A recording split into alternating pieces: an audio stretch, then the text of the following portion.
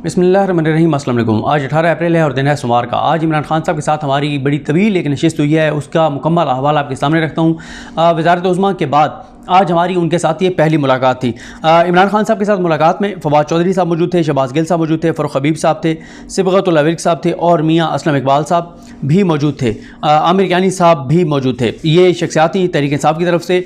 जो रिपोर्टर से जिन्होंने आज मुलाकात की, वो जो इमरान खान साहब को बतौर वज़ीर-ए-आज़म उनको कवर करते रहे हैं, वो मौजूद थे। ARY से अब्दुल कादिर साहब, समा TV से अब्बास शबीर साहब, 92 न्यूज़ से जो फ़हीम अख्तर साहब, समा TV से टिका खान सानी, एक्सप्रेस से साकिब बिर्क साहब और एक्सप्रेस से रिजवान गलज़ई साहब, दुनिया न्यूज़ से उमर जाट साहब और हम न्यूज़ से आदिल निज़ामी साहब और मैं और अदील बड़ाई साहब, हम दोनों भी उस मुलाकात में जो है वो मौजूद थे।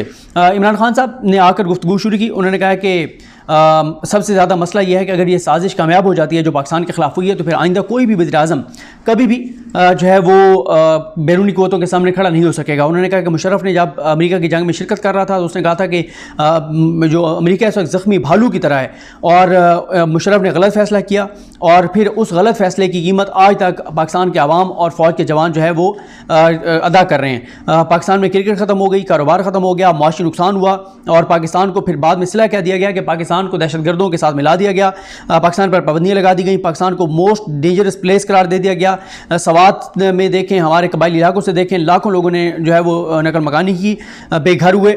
और यहाँ ये तो इमरान खान कहते हैं कमीशन बनना चाहिए था, इंक्वायरी होनी चाहिए थी कि क्यों पाकिस्तान जो है वो अमेरिका की जंग में शरीक हुआ था। उस वक्त मुशर्रफ दबाव नहीं ले सके थे। मुशर्रफ ने NRO जो दिया ये आसिफ अली ज़रदारी और नवाज शरीफ को, ये भी गलत था और मुशर्रफ ने वो भी अमेरिका के दबाव पर किया था। और पाकिस्तान को अगर अब हम ना खड़े हुए तो पाकिस्तान को टिश्यू पेपर की तरह जो है वो इस्तेमाल किया जाता रहेगा। जब तक आज़ाद खारजा पॉलिसी नहीं होगी, हम अपने लोगों के मफादात का तहफ़्फ़ुज़ नहीं कर सकते। फिर उन्होंने बताया कि वो रूस क्यों गए। वो कहते हैं कि पाकिस्तान को 20 लाख टन गंदम चाहिए, ऑयल पाकिस्तान ख़रीदता है, ये दोनों चीज़ें 30% कम कीमत पर हमें मिलने जा रही थी, इसलिए मैं रशिया गया था ताकि पाकिस्तान को फ़ायदा हो, ताकि मैं पाकिस्तान के गरीब लोगों को जो है वो रिलीफ दे सकूँ।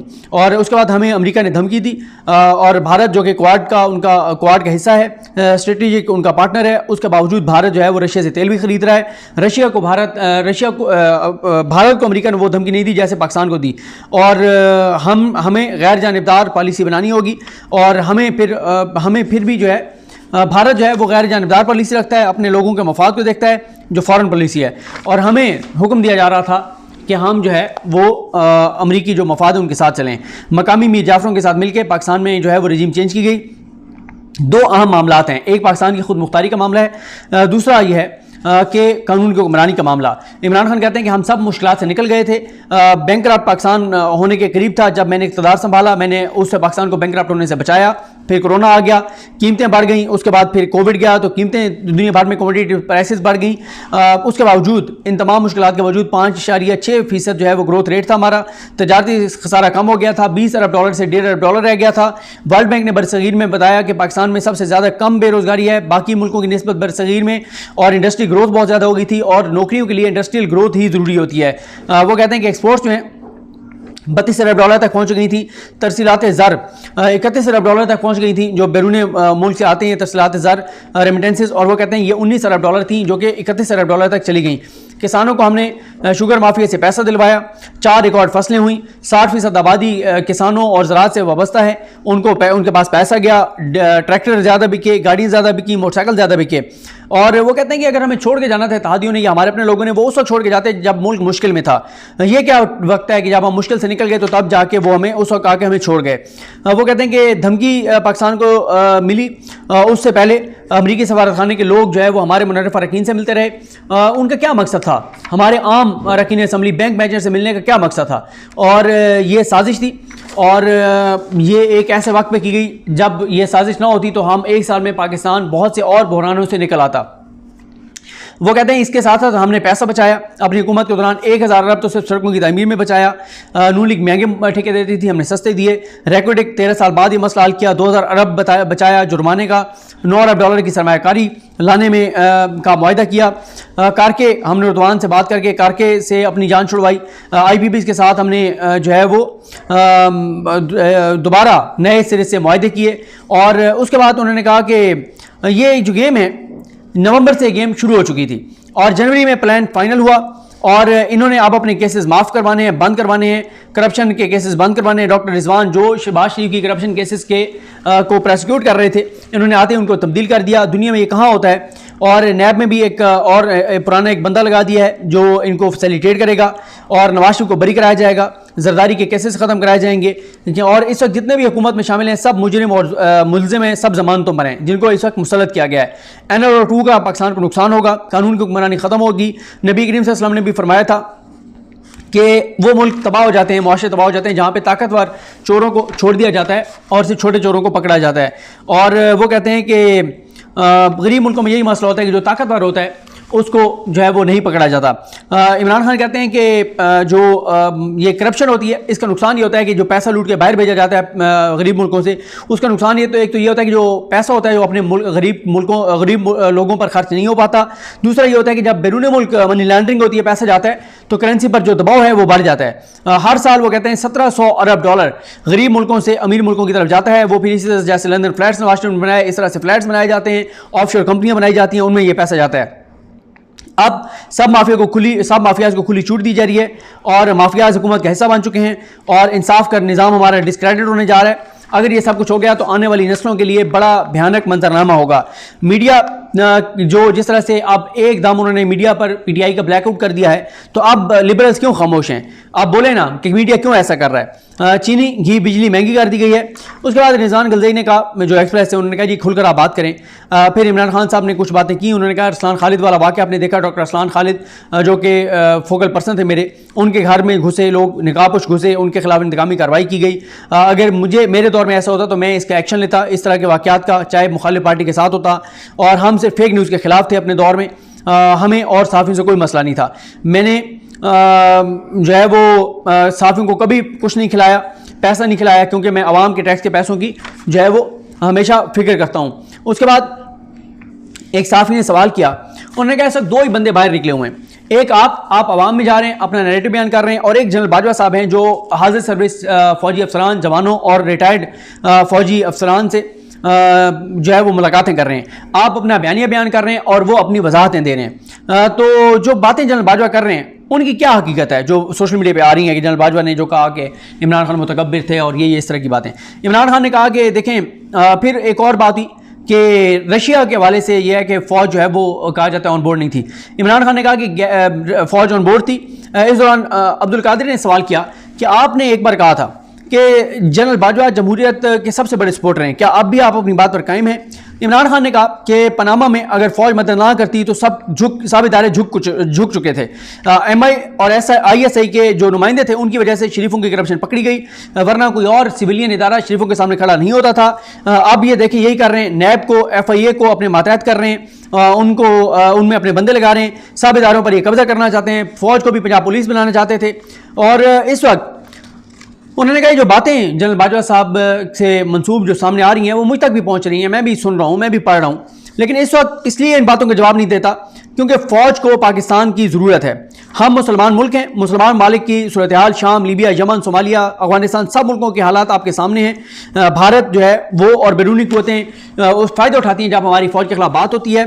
और अगर मैं कोई बात करूँगा तो बतौर इदारा फ़ौज को नुकसान पहुँचेगा, इसलिए अभी मैं कोई बात नहीं करूंगा, वरना मेरे पास भी कहने के लिए बहुत कुछ है। 8 जवान अभी भी हमारे 2 रोज़ पहले शहीद हुए। 20 साल से कह रहा हूं कि अमेरिका की जंग में हमें नहीं जाना चाहिए था। इस साल में, सिर्फ इस साल में 105 फ़ौज के जवान जो हैं वो शहीद हो गए हैं और मुशर्रफ के गलत फैसले की वजह से आज तक हम जो है वो भुगत रहे हैं। उन्होंने कहा कि जनरल बाजवा जो हैं उनको मैंने जब ये कहता था कि ये गलत फैसला था तो वो कहते थे कि आप इस तरह से ये कहते हैं तो अब हम शुहदा की फैमिलीज़ को क्या कहें, आप जो कहते हैं कि गलत फैसला था। तो इमरान खान कहते हैं कि मैंने उन्हें कहा कि आप सच बताएं, झूठ ना बोलें, आप बताएं उन्हें कि हमारी जंग नहीं थी, गलत फैसला था, ये किसी और की जंग थी, हमें नहीं जाना चाहिए था। और ये उन्होंने कहा इमरान खान साहब ने। फिर फ़हीम अख्तर साहब ने सवाल किया, फवाद चौधरी साहब ने फ़हीम अख्तर साहब की तारीफ़ की। उन्होंने कहा ये इलेक्शन कमीशन की बीट को ज़बरदस्त कवर करते हैं, बड़े एक्सपर्ट हैं। फ़हीम अख्तर ने कहा कि इलेक्शन कमीशन से आपके बारे में कोई खबरें अच्छी नहीं आ रही, आपके लिए ख़तरनाक जो है वहाँ से सूरत हाल है। सॉरी, आजकल सूरत हाल इस तरह की चल रही है, दरम्यान में कोई ना कोई इंपॉर्टेंट कॉल आ जाती है, मैं यहीं से कंटिन्यू करता हूँ जी। तो कॉल मैंने ऐसे नहीं ली, बड़ी अच्छी खबर थी, बहरहाल किसी वीडियो में बताऊँगा आपको। अच्छा, उसके बाद इमरान खान साहब ने कहा कि इलेक्शन कमीशन के हवाले से कि वो चाहते हैं कि सबका फैसला इकट्ठा हो, फंडिंग का, पीटीआई का भी, पीपल्स पार्टी का भी, मौलाना का भी, नून लीग का भी। और आरिफ नकवी के हवाले से उन्होंने बताया कि आरिफ नकवी पे उसका कोई केस नहीं था 2013 में, वो जो फंडिंग में उनका नाम आ रहा है। और उसके बाद उन्होंने फिर सारा वो तफसील से बताया कि जब भी बाहर मुल्कों में फंडिंग के लिए कोई इवेंट होता है तो वहाँ पर डिनर होता है, टेबलें लोग ख़रीदते हैं, यानी जिस टेबल पर बैठना होता है। और उसके बाद उन्होंने कहा कि सिर्फ एक जगह पे ऐसे हुआ कि 4 लोग जो वहाँ पर आए वो पाकिस्तानी नहीं थे। तो लेकिन उन्होंने मुख्तसर ये कहा कि कोई चीज़ नहीं है हमारे ख़िलाफ़, कोई फॉरेन फंडिंग नहीं है, कोई प्रोहिबिटेड फंडिंग नहीं है, हम क्लियर हैं, हमारे पास रिकॉर्ड है, और जितना रिकॉर्ड हमारे पास है इतना रिकॉर्ड किसी सियासी जमात के पास नहीं है। अदील वड़ाई साहब ने कहा कि सिकंदर सुल्तान राजा साहब को आपने कैसे फिर मिसकैलकुलेट कर लिया, ये तो आपने नाम दिया था। इमरान खान साहब ने जवाब दिया जो बहुत बड़ा इंकशाफ था। उन्होंने कहा कि अपोजिशन और हुकूमत ये इलेक्शन कमिश्नर मिलकर लगाती हैं और मैं इसके खिलाफ हूँ, गैर जानिबदार बॉडी होनी चाहिए। लेकिन हुआ ये था कि हमारा और अपोजिशन के दरमियान डेडलॉक हो गया था। जब हमारे दरमियान डेडलॉक हुआ तो फिर इस्टेब्लिशमेंट को इन्वॉल्व किया गया, तो इस्टेब्लिशमेंट ने फिर ये नाम दिया था और इस्टेब्लिशमेंट ने कहा कि ये बहुत अच्छा बंदा है, और फिर इसलिए हमने इसका नाम इस्टेब्लिशमेंट के कहने पर दिया था। फ़हीम अख्तर साहब कहते हैं ने पूछा कि क्या ये इन्होंने हल्काबंदियाँ नहीं कराई और बहुत सी नाकामी, इनके खिलाफ तो रेफरेंस बनता था। तो उस पर इमरान खान साहब ने कहा कि अब हम रेफरेंस जो है वो दायर कर रहे हैं। अदील वड़ाई साहब ने कहा कि आप क्या समझते हैं कि काजी फ़ाइज़ ईसा साहब का जो रेफरेंस था वो दायर करना गलती थी।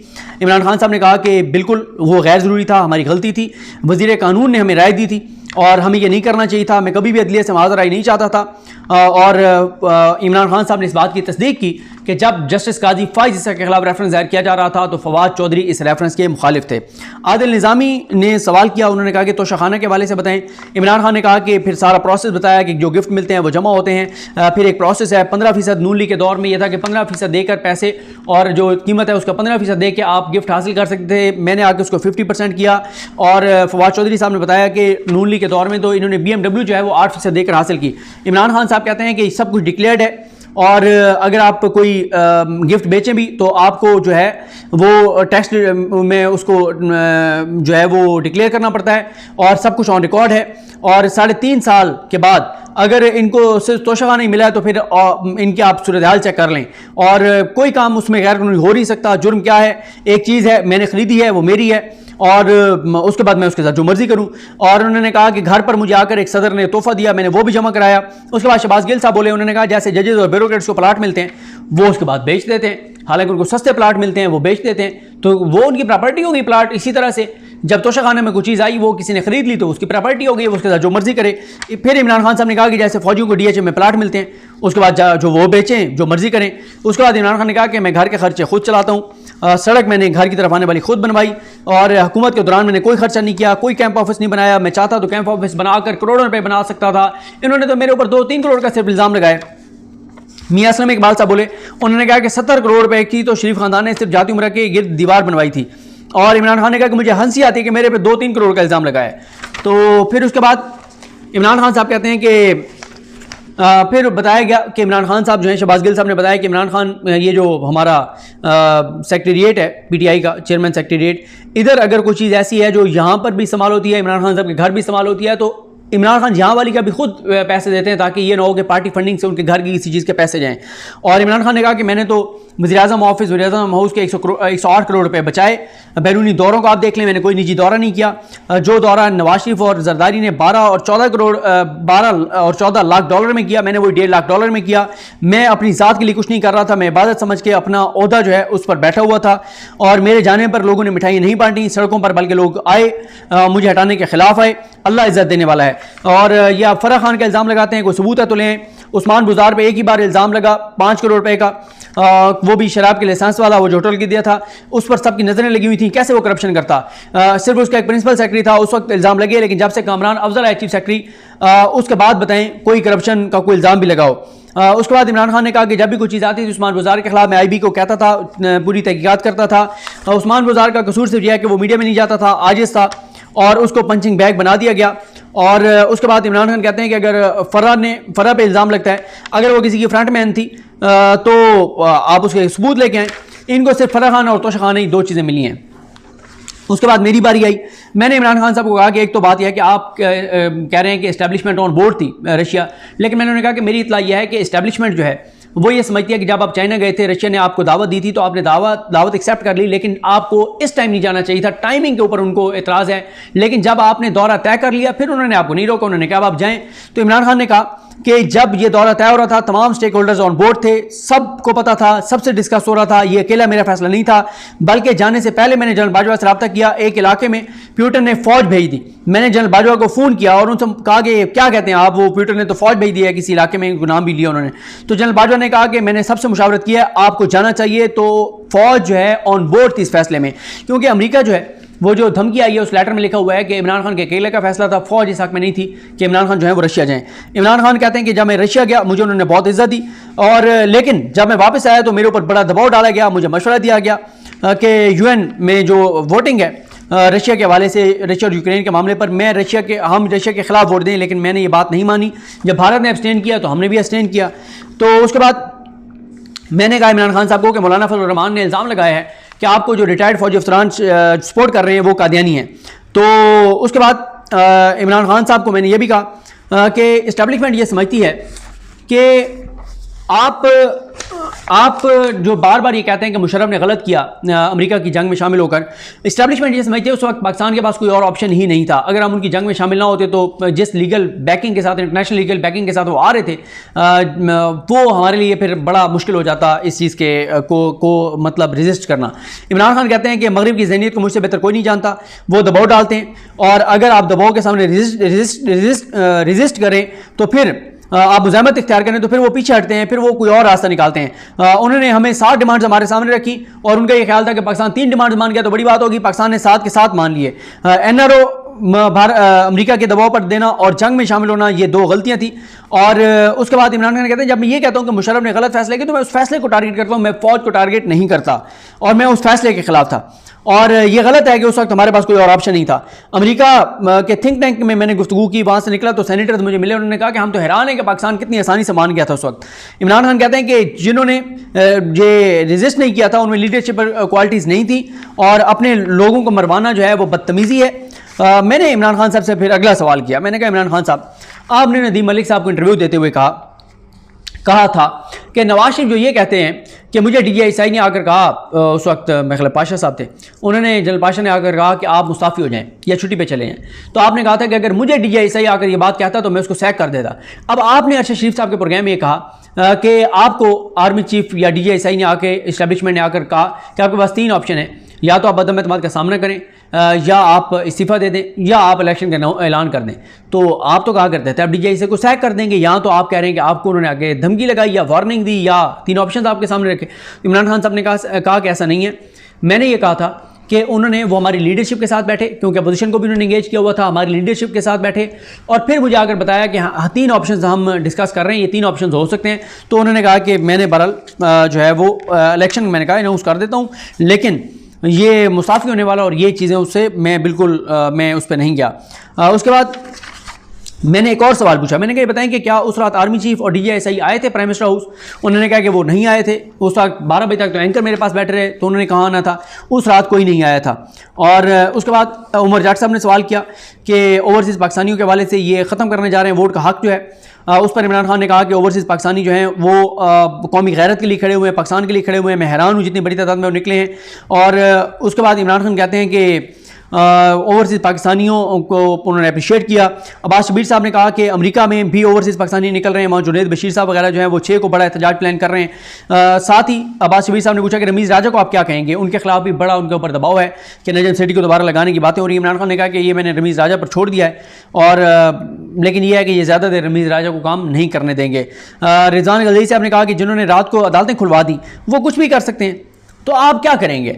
अदील वड़ाइश ने कहा कि ये तो जो मोमेंटम आपने बनाया है ये कब तक आप बरकरार रख पाएंगे, क्योंकि नून लीग तो कह रही है कि वो 2023 में जाके इलेक्शन करवाएंगे। इमरान खान साहब ने कहा कि एक प्लान इंसान बनाता है, एक अल्लाह ताला बनाता है। किसी को अंदाजा नहीं था कि इतने लोग निकल आएंगे, कभी पाकिस्तान में ऐसा नहीं हुआ। शहबाज शरीफ इंजीनियरिंग कर रहे हैं, सब एम्पायर्स को अपने साथ मिला रहे हैं, हमेशा ये एम्पायर को अपने साथ मिलाकर मैच खेलते हैं। मेरा मकसद है इस वक्त कि कौम इस चीज़ को तस्लीम ना करे, इस साजिश को तस्लीम ना करे, और अगर हमने इसको तस्लीम कर लिया तो फिर तबाही होगी।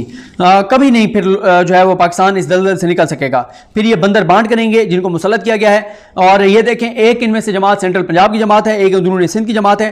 पूरे मुल्क की जमात सिर्फ एक है और वो तहरीक इंसाफ है, जो कि मुल्क के लिए बहुत ज़रूरी है। मुल्क को फौज इकट्ठा नहीं रखती बल्कि सियासी कुव्वतें इकट्ठी रखती हैं और इन फौज का काम सिक्योरिटी फराहम करना होता है। और इस वक्त अवाम और सियासी जमातें हैं जो मुल्क को मुत्तहिद रखती हैं।